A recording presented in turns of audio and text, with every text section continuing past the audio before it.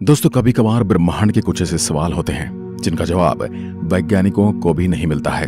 हालांकि धीरे धीरे जब से टेक्नोलॉजी में विकास हुआ है तब काफी चीजें हमारे लिए आसान हो गई हैं। इससे पहले हमारे लिए कल्पना ही थी कि कभी हम एक दूसरे ग्रह पर जा पाएंगे, वहां पर अपनी कॉलोनी बनाकर रह पाएंगे। लेकिन अब यही कल्पना धीरे धीरे इंसान के लिए सच होती जा रही है और यह कल्पना हमारी जाकर मंगल ग्रह पर सच होगी। इससे पहले इंसान चांद पर अपना डेरा डाल चुका है। चांद वैसे तो बहुत ही ज्यादा बंजर और सूखा इलाका है और न ही वहां पर कोई वातावरण है। अगर आपको नहीं पता तो साल 1969 में पहली बार इंसान ने चांद पर कदम रखा था और सबसे पहले जो चांद की दुनिया में मिशन गया था उसका नाम था अपोलो 11। अभी आप कुछ अपनी स्क्रीन पर जो फुटेज देख रहे हैं चांद की बिल्कुल रियल फुटेज है जो इन मिशन में गए अंतरिक्ष यात्रियों ने ली थी। लेकिन इन फोटोज में जो मिस्टीरियस बात सबसे ज्यादा नजर आती है वो इन फोटोज में तारों का न दिखना। पीछे बिल्कुल ब्लैक आसमान नजर आ रहा है। लेकिन आखिर ऐसा क्यों? जबकि हम पृथ्वी पर खड़े होकर देखते हैं तो हमें बहुत ही ज्यादा आसमान में तारे नजर आते हैं। लेकिन ऐसा कैसे संभव है कि वैज्ञानिकों के कैमरे में एक भी तारा या चांद कैप्चर नहीं हुआ? क्यों हमें अंतरिक्ष में तारे नहीं दिखाई देते? आप देख रहे हैं फ्यूचर साइंस यूट्यूब चैनल। ऐसे वीडियोस के लिए आप हमारे चैनल को सब्सक्राइब कर सकते हैं। जब ये सवाल सबसे पहली बार दुनिया के सामने आया था तो लोगों को ये लगने लगा था कि अमेरिका ने अपोलो 11 मिशन सच में फेक ही बनाया है। अगर आपको नहीं पता तो बता दें कि नासा ने जब इंसानों को चांद पर भेजा था तब एक बहुत ही बड़ी अफवाह फैलाई थी कि असल में एक एस्ट्रोनॉट चांद पर नहीं गए थे, बल्कि उन्हें एक मूवी के सेट जैसे किसी जगह पर ले जाया गया था और दुनिया को ऐसा दिखाया गया था जैसे अमेरिका चांद पर जाने वाला पहला देश बन गया। इसके लिए काफी सारे सबूत भी रखे जाते हैं, लेकिन वे सारे ही सबूत अब गलत साबित हो चुके हैं। लेकिन जब यह बैकग्राउंड में तारे न होने वाला क्वेश्चन सबके सामने आया तो फिर यह सवाल उठने लगे, क्या सच में नासा चांद पर गया था? आपको बिल्कुल स्पष्ट जानकारी के लिए बता दूं कि हाँ, सच में नासा चांद पर गया था और इसके काफी सारे सबूत हैं। अब फोटोज में हमें तारे क्यों नहीं दिखाई दे रहे? इसलिए इस सवाल के उत्तर को जानते हैं दुनिया भर के ऑलमोस्ट सारे ही कैमरे aperture, shutter speed and ISO जैसे फीचर्स का इस्तेमाल करते हैं फोटोज को खींचने के लिए। ऐसा ही कुछ 1969 के कैमराज में भी था। इन 3 फीचर्स को फोटोग्राफर की भाषा में एक्सपोजर ट्रायंगल कहा जाता है। अब जिन लोगों को कैमरे के बारे में ज्यादा नहीं पता उनके लिए बता दूं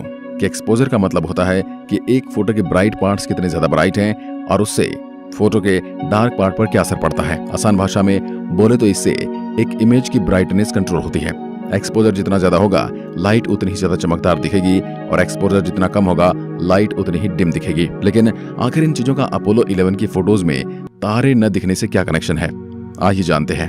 आप अपनी स्क्रीन पर नील आर्मस्ट्रांग द्वारा दी गई एक तस्वीर को देख सकते हैं जिसमें उनके साथी एस्ट्रोनॉट बज एल्ड्रिन अमेरिका झंडे के बगल में खड़े हुए हैं। आपकी जानकारी के लिए बता दूं कि चांद पर कोई भी वायुमंडल नहीं है, जिसकी वजह से उस पर सूर्य की रोशनी बिल्कुल सीधी और शार्प पड़ती है। पृथ्वी पर एटमॉस्फेयर होने की वजह से वह लाइट स्कैटर और डिफ्यूज हो जाती है, जिसका आसान भाषा में मतलब यह है कि उसके कलर में बदलाव आ जाते हैं और उसकी इंटेंसिटी कम हो जाती है। पृथ्वी पर आपको सूर्य लाल, पीले और ऑरेंज तीनों रंगों का दिखाई देगा, लेकिन चांद पर जाने के बाद आपको सिर्फ वह एक ही रंग में दिखाई देगा और वह सफेद। खैर, नील आर्मस्ट्रांग द्वारा ली गई इस फोटो में आप देख सकते हैं कि इसके ब्राइट पार्ट्स कुछ ज्यादा ही ब्राइट हैं और डार्क पार्ट्स कुछ ज्यादा ही डार्क। अगर आप एस्ट्रोनॉट की स्पीच सूट को देखते हैं और चांद की सतह को देखते हैं तो वह दोनों ही बिल्कुल सफेद और चमकदार दिख रहे हैं। लेकिन वहीं अगर आप इनका कंपैरिजन झंडे के लेफ्ट साइड में खड़े लैंडर से करते हैं तो आपको पता चलेगा कि वह कितना ज्यादा डार्क दिखाई दे रहा है, जबकि वह भी एक बहुत ही रिफ्लेक्टिव सरफेस का बना हुआ है। कुछ ऐसा ही पीछे मौजूद आसमान के साथ भी हुआ है। जब भी कोई फोटो ली जाती है तो हमेशा एक ऑब्जेक्ट पर फोकस किया जाता है। यहाँ पर फोकस किए जाने वाले ऑब्जेक्ट हैं एस्ट्रोनॉट और झंडा। जब भी किसी चीज पर फोकस किया जाता है तो उसका एक्सपोजर यानी ब्राइटनेस बढ़ा दी जाती है और फोटो में मौजूद बाकी चीजों की ब्राइटनेस अपने आप ही घट जाती है, जैसा कि उस लैंडर के साथ और उस लैंडर के पीछे दिखाई दे रहे आसमान के साथ हुआ। यही कारण है कि हमें इस फोटो में आसमान में तारे नहीं दिखाई दे रहे। तारों की लाइट वैसे ही बहुत कम होती है और जब उनका एक्सपोजर भी घटा दिया जाए तो बिल्कुल इनविजिबल हो जाते हैं। या आप अपने स्मार्टफोन की कैमरा के साथ भी ट्राई कर सकते हैं। खैर, अगर इस फोटो में हाई एक्सपोजर में लिया गया है तो आपको बैकग्राउंड में रात का आसमान कुछ ऐसा दिखाई देता है। लेकिन ऐसा करने के लिए एस्ट्रोनॉट को पहले चांद पर एक स्टेबल ट्राइपॉड रखना पड़ता। इसके बाद उन्हें 2 अलग-अलग तस्वीरें खींचनी पड़ती और इससे पहली तस्वीर का फोकस एस्ट्रोनॉट पर होता और दूसरी तस्वीर का फोकस पीछे मौजूद आसमान पर। इसके बाद इन दोनों की फोटोज को आपस में कंबाइन किया जाता, जिससे एक फाइनल इमेज निकल कर आती जो कुछ ऐसी दिखाई देती। अब सीधी सी बात है कि एस्ट्रोनॉट चांद पर पहली बार गए थे और वह कोई फालतू का रिस्क नहीं लेना चाहते थे, इसलिए वहां पर ट्राइपॉड या फिर किसी और सब्जेक्ट को सेट करने की कोशिश नहीं की गई। यही कारण है कि अपोलो 11 की हर फोटो में कोई भी तारा बैकग्राउंड में दिखाई नहीं देता और वो वैज्ञानिक थे, प्रोफेशनल फोटोग्राफर नहीं थे। ये तो बात हुई फोटो की, लेकिन क्या आपको पता कि अंतरिक्ष में लिए गए वीडियोस में भी हमें कोई भी तारा बैकग्राउंड में दिखाई नहीं देता है। अगर आप एस्ट्रोफिजिक्स से जुड़े रहते हैं और आपने कभी न कभी इन तस्वीरों को देखा ही होगा। ये तस्वीर है ब्रूस MC कैंडल्स की, जो एस्ट्रोनॉट्स के मिशन से पहले टेस्टिंग का काम करते थे। इस फोटोज को तब लिया गया था जब वे अपने स्पेसक्राफ्ट से 100 मीटर की दूरी पर मौजूद थे। यहाँ पर भी तारे इसलिए दिखाई नहीं दिए क्योंकि एक्सपोजर ब्रूस पर सेट है। आज भी मार्केट में अवेलेबल ऑलमोस्ट आधे से ज्यादा एंड्रॉइड में ऐसी ही सेटिंग होती है। बहुत कम ही ऐसे कैमरा फोन मार्केट में अवेलेबल हैं जो एक्सपोजर लॉक होने के बाद भी बैकग्राउंड को अच्छे से कैप्चर कर लेते हैं और वीडियो रिकॉर्डिंग में ये चीज और ज्यादा एक्सट्रीम पर चली जाती है और बैकग्राउंड बिल्कुल ही डार्क हो जाता है।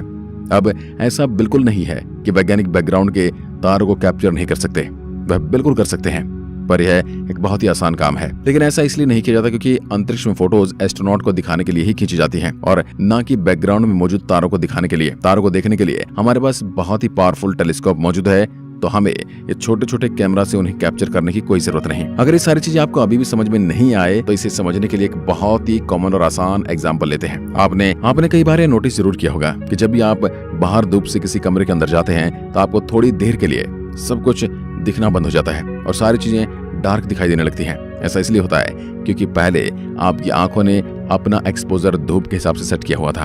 अब आप अचानक से एक अंधेरे कमरे में चले जाते हैं तो आंखों को वापस एक्सपोजर डाउन करने के लिए थोड़ा समय लग जाता है, जिसकी वजह से आपको कुछ देर के लिए सब कुछ या पूरी तरह से डार्क दिखाई देने लगता है या फिर थोड़ा धुंधला। वैसे भी काफी सारे एस्ट्रोनॉट अपने ट्रिप के बाद इंटरव्यू में बता चुके हैं कि अंतरिक्ष हद से ज्यादा डार्क है।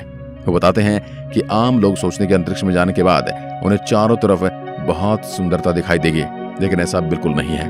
उनके मुताबिक अंतरिक्ष में चारों तरफ सिर्फ और सिर्फ अंधेरा मौजूद है और ऐसा इसलिए है क्योंकि सेलेस्टियल ऑब्जेक्ट की एक दूसरे से दूरी कुछ ज्यादा ही है। हालांकि नील आर्मस्ट्रॉन्ग और बज एल्ड्रिन के मुताबिक उन्हें फोटो के इस एरिया से कुछ तारे क्लियर रूप में दिखाई दे रहे थे। ऐसा इसलिए क्योंकि यहाँ पर लैंडर की परछाई पड़ रही है। इससे ओवरऑल डार्कनेस का लेवल बढ़ता है और कम ब्राइट चीजें आसानी से दिखाई देने लगती हैं। मैं जानता हूँ कि ये सब चीजें आपके लिए काफी ज्यादा टेक्निकल साउंड हो रही होंगे, लेकिन आइए इसका भी एक साधारण सा उदाहरण लेते हैं। आपके घर में कोई न कोई बल्ब तो जरूर होगा। अब आप बल्ब के आसपास के एरिया को देखने की कोशिश करेंगे तो आप ये पाएंगे कि बल्ब की रोशनी आपकी आंखों को वह चीज क्लियर रूप से देखने नहीं दे रही। वहीं अगर आपने हाथ से उस बल्ब की रोशनी को अपनी आंखों तक आने से रोक देते हैं तो आपको वह चीज बिल्कुल स्पष्ट रूप से दिखाई देने लगती है। ऐसा ही कुछ एस्ट्रोनॉट के केस में भी हुआ था। तो यह था कारण एस्ट्रोनॉट द्वारा ली गई तस्वीरों में तारे न दिखाई देने का। आज के वीडियो के लिए बस इतना ही। एक बार फिर मिलते हैं, तब तक के लिए नमस्कार, धन्यवाद।